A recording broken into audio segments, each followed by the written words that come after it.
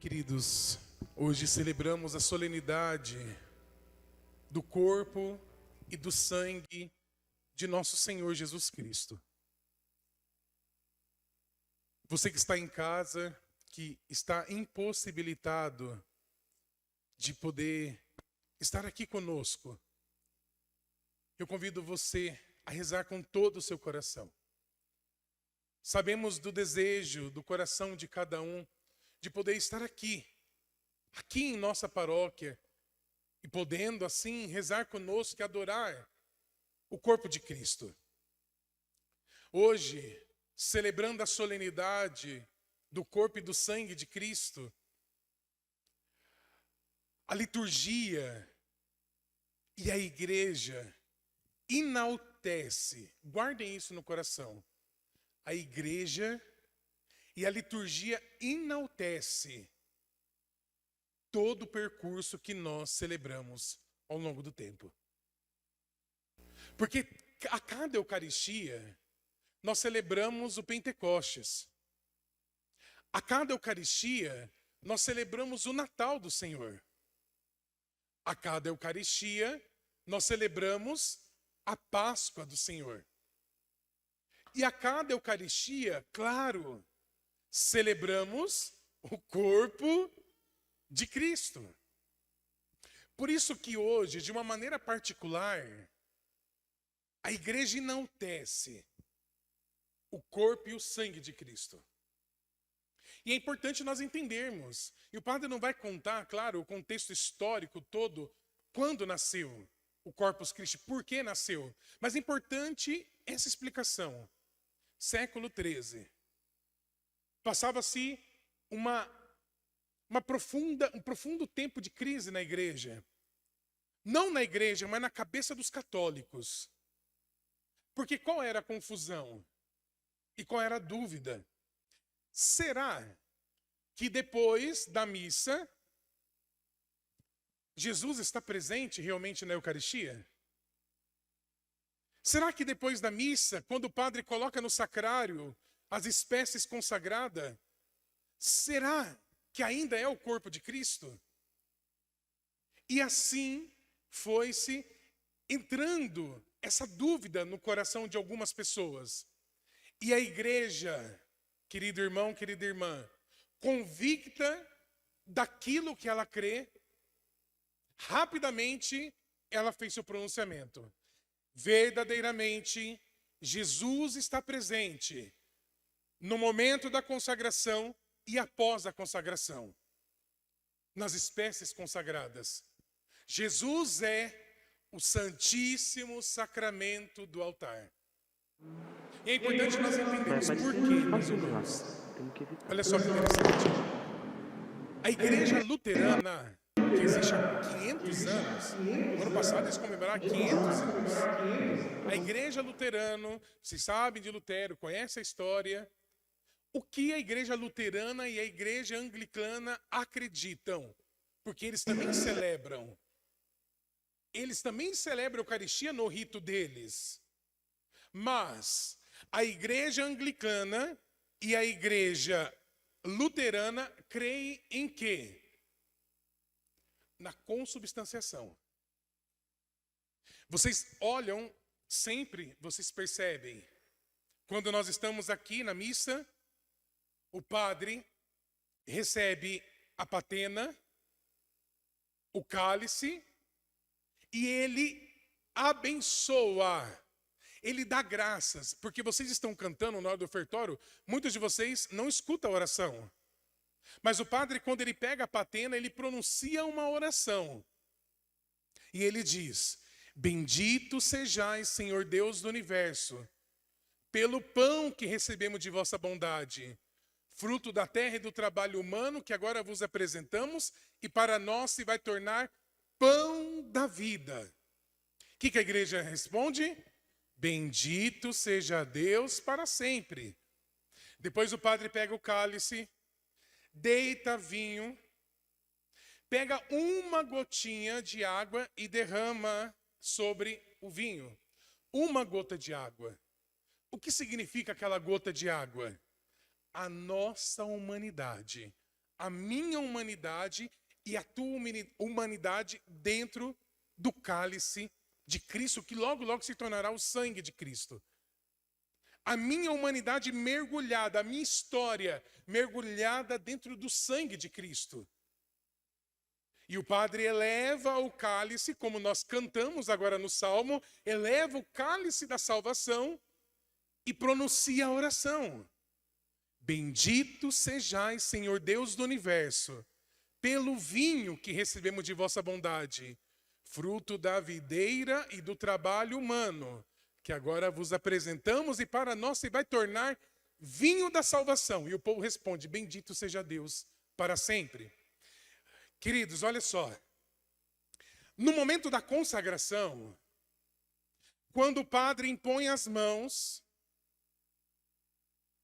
que é chamado a epiclese, que o padre, em nome de Deus, evoca o Espírito. O padre, o sacerdote, em nome de vocês, que vocês escolheram o padre saiu do meio de vocês, ele oferta o sacrifício no lugar do povo. Ele evoca, Pai, manda o Espírito Santo, para que essas oferendas se mudem no corpo e no sangue de Cristo. Neste momento, acontece a transubstanciação. O que é a transubstanciação? A substância, pão, vinho, se transforma em corpo e sangue. Tem cheiro de pão, tem gosto de vinho, mas a substância não é mais pão, não é mais vinho, é corpo e sangue. E nós cremos que a partir daquele momento é o corpo e o sangue de Cristo. Para os luteranos e para os anglicanos, eles acreditam na consubstanciação. O que é a consubstanciação? Jesus está presente somente naquela hora. Acabou o rito eucarístico deles, eles pegam um pedaço de pão, guardam na tapuér e Jesus não está mais presente. Para nós católicos, Jesus está presente. E é por isso que nós guardamos as espécies consagradas, para que a igreja, os cristãos, possam vir adorar a nosso Senhor. Amém, queridos? Conseguiram entender? Então nós cremos na transubstanciação. Mas os luteranos e os anglicanos não. Os protestantes, gente, nem vamos entrar nesse aspecto. Então, o que estava acontecendo? Estava tendo dúvida. E a igreja afirma que Jesus está presente. E o Papa ordena que todos devem sair. Todos os padres saiam com o corpo de Cristo nas ruas, para que ele seja adorado. Meus irmãos, minhas irmãs, deixa o padre dizer uma coisa para você. Jesus precisa sair mais vezes. Jesus precisa sair mais vezes. Porque a mesma descrença que estava acontecendo no século XIII, hoje acontece na nossa igreja. Quantos católicos, hoje com minhoquinha na cabeça, para não falar outra coisa. Quantos católicos ficam pensando, será se é o corpo de Cristo mesmo? Será que é Jesus presente? Será que Jesus está ali realmente, padre? E nós começamos a alimentar essa heresia e essa descrença no nosso coração. E nós precisamos, caríssimos irmãos e irmãs, realmente visitar mais vezes o Santíssimo Sacramento. Quantas vezes na sua agenda você coloca, hoje eu vou na paróquia, hoje eu vou na capela, hoje eu vou, já que eu estou passando no centro, eu vou lá na catedral, eu vou em alguma paróquia e vou fazer 10 minutos de adoração? Quantas vezes você sai da sua casa, você vem para a igreja e dobra o seu joelho?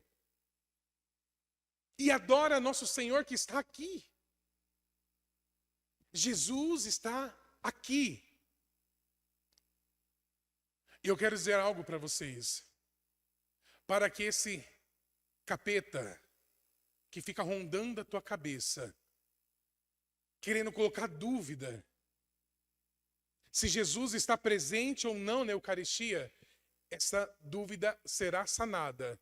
E esse capeta será expulso quando você vir mais vezes frequentar e adorar nosso Senhor Jesus Cristo. Gente, de quinta-feira, nós fazemos adoração santíssima aqui. Por agora nós não voltamos mais, mas já vamos voltar. A partir do dia 13, a semana inteira Jesus estará exposto a partir das 15 horas. E nós temos que começar a implorar para a paróquia Nossa Senhora de Fátima. Venha adorar Jesus para ele não ficar sozinho. Nós temos que implorar, católicos, paroquianos, saiam das suas casas, deixa vale a pena ver de novo. Venham adorar nosso Senhor.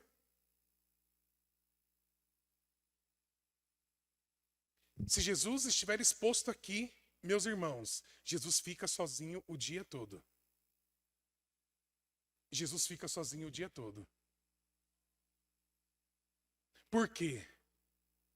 Porque o nosso joelho não está mais prostrado a Jesus. E a pergunta que o padre faz para você, e a pergunta que eu devo fazer para mim é: a quem eu tenho adorado? O padre vai dizer uma coisa muito forte, guarda isso no teu coração. Eu sou aquilo que eu contemplo. Você é aquilo que você contempla, que você adora. Se eu tenho adorado nosso Senhor Jesus Cristo, se eu tenho visitado mais vezes Jesus sacramentado, eu me torno Eucaristia. Eu me pareço com aquilo que eu estou adorando. E deixa eu dizer uma coisa.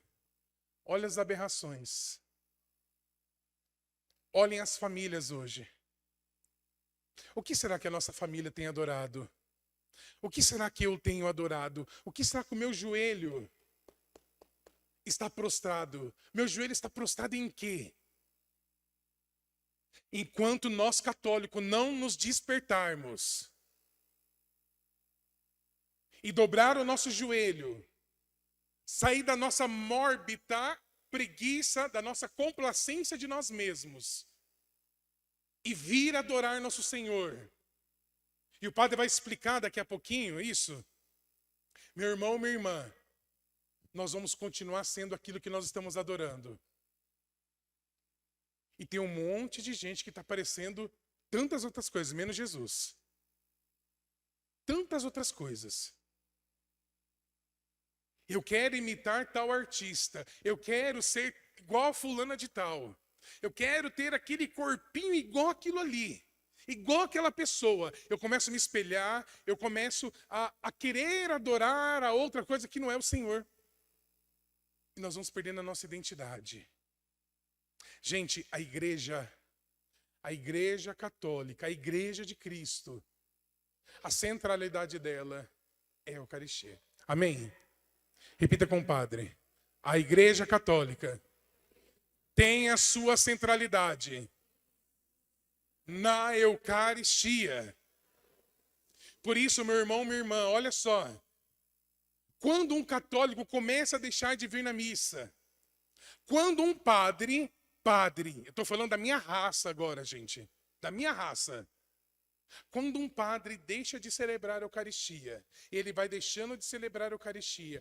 Hoje eu não vou celebrar. Não vou celebrar, porque nós vamos de férias. O padre está de férias. O padre está 15, 20 dias, um mês de férias. Eu estou de férias, eu não celebro a Eucaristia. Gente, quando isso começa a se tornar um mau hábito, um mau costume, aquele padre está fadado a deixar o ministério. Quando um padre deixa de rezar a Eucaristia, ele está fadado a deixar o ministério. Porque ele se tornou sacerdote para trazer Jesus na terra. Gente, vocês têm noção disso? Pode ser o padre mais pilantra, pode ser um padre que não vive, Pode ser um padre que não vive aquilo que ele prega. Pode ser um padre que faz o escambau. Mas na hora que ele coloca a mão dele sobre as espécies e pede o Espírito Santo, ali é o corpo e o sangue de Cristo. Independentemente do pecado dele, graças a Deus. Graças a Deus, gente.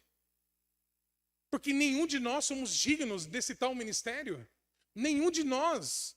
Nenhum de nós. Ninguém, gente. Nenhum de nós padres. Pode pensar em qualquer padre. Padre que você segue tem milhões de seguidores. Nenhum de nós somos dignos de tal ministério. Mas o Senhor vem em nosso auxílio. O Senhor nos escolhe, independentemente dos nossos pecados, para trazer Jesus na terra. Por isso, meu irmão, minha irmã, quando um padre começa a deixar de celebrar a Eucaristia, ele começa a ficar doente. Ele começa a ficar anêmico espiritualmente. Quando um católico deixa de vir à missa aos domingos e deixa de comungar o corpo de Cristo. Quando um católico não vem à igreja e não faz a adoração ao Santíssimo. Ele começa a ficar com falta de vitamina. É a mesma coisa quando uma pessoa tem a vitamina D baixa. Ela precisa tomar sol. Deve ter vitamina D baixa, né? Mas quando você toma sol, você não fala assim, sol, queima aqui agora. Sol, queima só aqui, ó. Não. Quando eu vou tomar sol, eu vou ficar exposto ao sol, eu deixo o sol me queimar. Eu deixo os raios me atingir. É a mesma coisa na adoração, você não precisa dizer nada. Você pode ficar com a sua boca fechada, mas deixa que o sol de justiça com os raios de misericórdia atinja a sua alma. E cure o seu coração. Nós católicos, como nós dobramos o nosso joelho, gente, no chão, e adoramos nosso Senhor, nós estamos dando a Deus aquilo que é dele, a adoração. Por isso que quando nós entramos na igreja, o que nós fazemos? A genuflexão. Toda vez que você vê o padre que ajoelha, se levanta. Porque nós adoramos. Jesus está aqui. Aqui, graças a Deus, a nossa igreja tem um sacrário aqui no meio. As novas reformas dos templos hoje tira Jesus do centro e coloca numa capela à parte. Nada contra. Mas quantas pessoas entram dentro da igreja e não vão visitar aquele que é o dono da igreja? Fica conversando na igreja. Gente, eu quero morrer quando eu vejo alguém conversando dentro da igreja. Quando alguém entra chupando sorvete dentro da igreja. Verdade, gente. Vem gente de comunidade, gente que está na missa todo domingo. Ou mascando chiclete, parece uma vaca. Duvida? Passa a mão debaixo do seu banco. Depois da missa. Veja quanto chiclete tem aí debaixo. Gente, o que será que tem na cabeça dos católicos? Já pararam para pensar isso? Se dentro da casa de Deus eu tenho coragem de colocar um chiclete debaixo do banco, o que será que eu faço na minha casa? O que eu faço da minha vida, gente? Amém? Nós precisamos, queridos irmãos e irmãs, tomar mais consciência sobre essa graça que nós temos. Se nós soubéssemos a graça que nós temos, de termos o corpo de Cristo, de termos realmente, queridos irmãos e irmãs, a graça de participar da missa todos os dias, nós não faltaríamos um dia na missa. Um dia. E o padre termina falando duas coisinhas. 2 pontos que falta aqui ainda, que o padre preparou. Primeiro, na missa das 3 horas, nós fizemos a procissão. Foi lindo, gente. Foi lindo, lindo. Não porque nós estávamos na procissão, foi lindo o povo olhar. O povo chorar. Passar nas casas e aquelas senhoras saírem e verem nosso Senhor Jesus Cristo. Os comércios olharem nosso Senhor. As pessoas passarem no ônibus, mesmo fazendo um sinal da cruz meio tímido. Que eu não sei quem inventou esse sinal da cruz. Gente, toda vez que você vê alguém fazendo assim, ó, em nome do Pai, aqui, ó, na traqueia quase, do Espírito Santo, ó, dá um tapa na boca dele assim, ó. Pá. Você está jogando beijo para quem?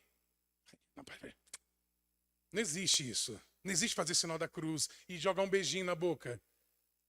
Mas mesmo assim, diante de um sinal da cruz, você passava, os ônibus passavam, e as pessoas faziam o sinal da cruz, porque contemplava ali Jesus. Jesus que saía, Jesus que foi ao encontro. Eu tenho algo comigo, eu quero que vocês guardem no coração isso.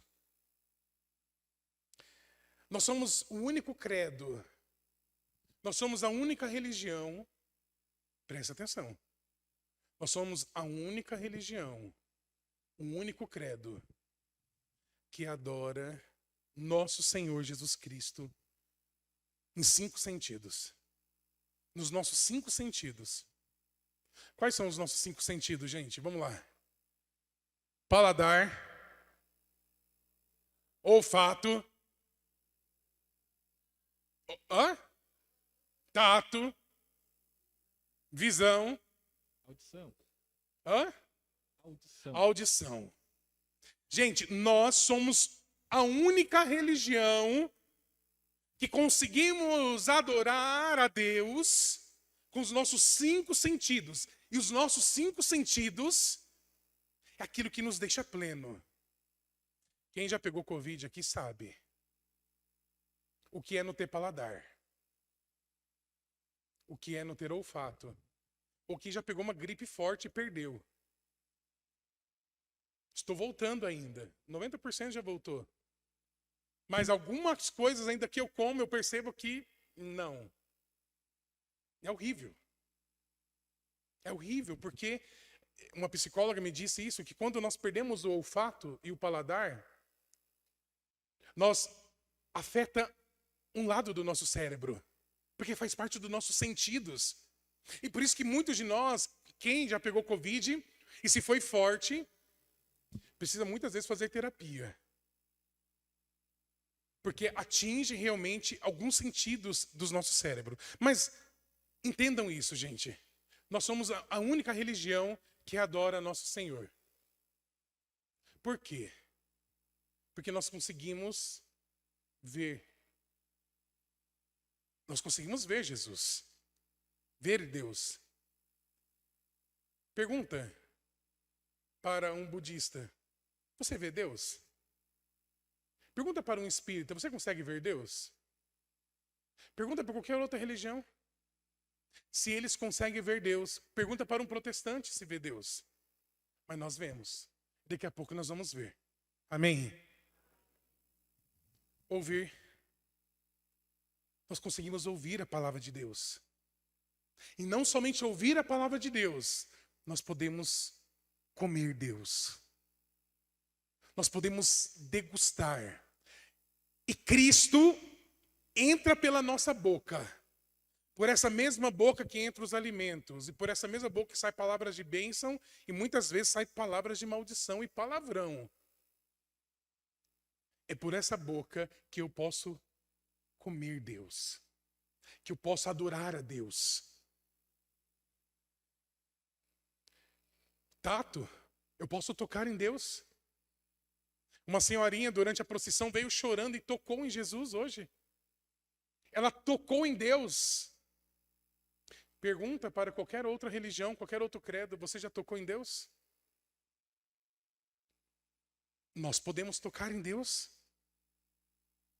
Nós podemos ver. Nós podemos sentir. Sentir, gente. E nesse sentido de olfato e paladar, Santo Agostinho vai dizer que os nossos sentidos nos confundem algumas vezes. Porque eu coloco e como a Eucaristia, tem gosto de pão, tem gosto de vinho. Mas não é. Isso vai além. Eu posso comer e posso sentir. Posso sentir o cheiro de Deus. Somente a nossa religião. Somente na religião católica. E nós não estamos merecendo as outras denominações religiosas, mas somente a Igreja Católica. Diante dos 5 sentidos, nós podemos adorar a Deus. Amém, gente? Por isso o padre diz uma coisa para você: não fique sem vir na missa. Queridos, deixa o padre dizer uma coisa para você. E para você que está em casa. Escuta o que o padre está dizendo. Não deixe de vir à missa. Ah, mas nós estamos na pandemia. Deus sabe. Se você está em casa porque você está se resguardando, glória a Deus. Mas, meus irmãos, pare de dar desculpa. Ah, padre, eu sou de segunda união. Ah, padre, eu casei 2 vezes, eu casei 3 vezes. Ah, padre, me chamo samaritano, eu tenho 6 maridos. Eu não posso comungar. Tá bom, você não pode comer, Jesus. Mas você pode tocar. Você pode ouvir com os outros sentidos. Se você está em pecado mortal, pecado mortal, e você não pode comer do Cristo, você pode ouvir o Cristo. Você pode sentir, você pode tocar. Os teus outros sentidos te levam a adorar a Deus. Por isso, pare de dar desculpa. Eu fico dando desculpa porque eu não vou, porque eu não posso comungar. As pessoas vão ficar me olhando, padre. Porque eu não vou tomar a Eucaristia, não vou comungar. Está bom, se você não está preparado, se você precisa regularizar a sua vida matrimonial, se você precisa casar, ok, case. Procura o tribunal eclesiástico, procura o padre que vai te ajudar, vai te encaminhar. Mas não deixe de vir à missa. Não deixe de vir à missa. Estou celebrando para vocês aqui, mas o médico acaba de dar uma notícia para minha família que em menos de 10 horas minha avó partirá. E muitos de vocês talvez não sabem, eu tenho uma avó freira, gente. Minha avó é freira. Ficou viúva e se consagrou totalmente a Deus. E há 1 mês, quase 40 dias, nós não sabemos o que aconteceu, nós não conseguimos descobrir qual é o tumor, dizem que é um tumor. Minha avó ficou de cama e por 1 mês começou a definhar. Uma mulher que pegava avião, uma mulher que viajava, uma mulher que fazia de tudo. Evangelizava, ia para a paróquia, ministra a Eucaristia, Sagrado Coração de Jesus, de tudo. De tudo.